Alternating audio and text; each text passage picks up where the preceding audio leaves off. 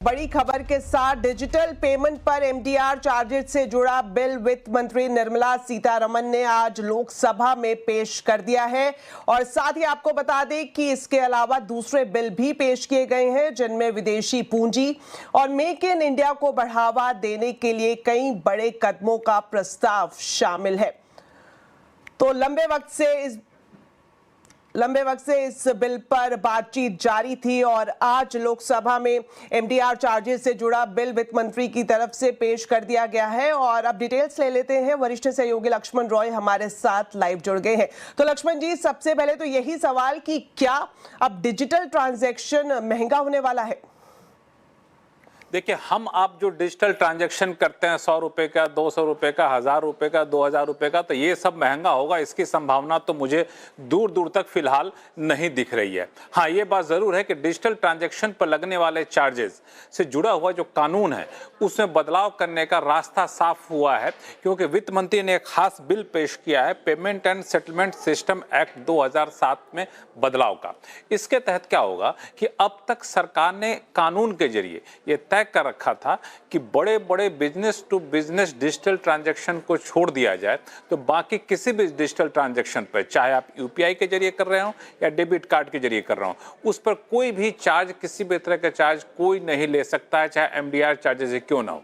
अब इस नियम में बदलाव किया जा रहा है। अब सरकार ये कह रही है कि हम एक लिस्ट जारी करेंगे, उसमें बताएंगे कि ये डिजिटल ट्रांजैक्शन है जिस पे आपको चार्ज नहीं लेना है, बाकी पे चार्ज ले सकते हैं। तो जाहिर तौर पे नियम बदलेगा तो कई सारे ट्रांजैक्शन चार्ज के दायरे में आ सकते हैं, लेकिन आम लोग जो छोटे मोटे ट्रांजैक्शन करते हैं उस पर चार्ज की संभावना मुझे कम दिख रही है। हालांकि बिल है, बिल पारित होगा, उसका इनकम टैक्स डिपार्टमेंट की तरफ से नोटिफिकेशन जारी किया जाएगा और फिर आरबीआई की तरफ से भी कुछ गाइडलाइन जारी किए जाएंगे, तब जाके लागू होगा। जी लक्ष्मण जी, आपसे ये भी जानना चाहेंगे कि इसके अलावा बिल में और क्या कुछ अहम प्रावधान शामिल किए गए हैं? देखिए, जो वित्त मंत्री ने बिल पेश किया है उसका नाम है taxation and other laws amendment bill 2026। उसमें 3 हिस्से हैं। पहला हिस्सा तो डिजिटल ट्रांजैक्शन से जुड़ा हो, जिसका जिक्र मैंने कर दिया। दूसरा जो बाकी जो 2 बिल हैं उसमें 3 महत्वपूर्ण बातें हैं। पहली बात, विदेशी पूंजी के आने का रास्ता आसान किया गया है। मेक इन इंडिया को बढ़ावा देने की बात की गई है। तीसरी बात, ईज ऑफ डूइंग बिजनेस को आसान किया गया है। तो विदेशी पूंजी को लेकर मैं एक बात कह दूं कि ग्लोबल फंड जब भारत में पैसा लाते हैं, फॉरेन फंड लाते हैं, तो उसको इंडिया में कारोबार अब तक माना जाता था। अब इसको इंडिया में कारोबार का दर्जा नहीं होगा। इससे फायदा ये होगा कि ग्लोबल इन्वेस्टमेंट फंड ज्यादा से ज्यादा पैसा भारत में लाएंगे। उनके लिए निवेश की शर्तों में भी बड़ी कटौती की गई है।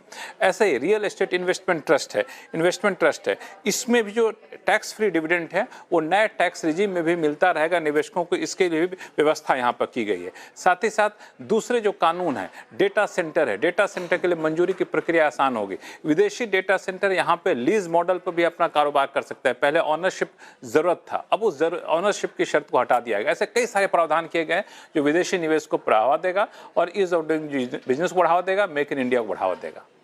जी बहुत बहुत शुक्रिया लक्ष्मण जी, इस अहम बिल पर विस्तार से जानकारी देने के लिए। चलिए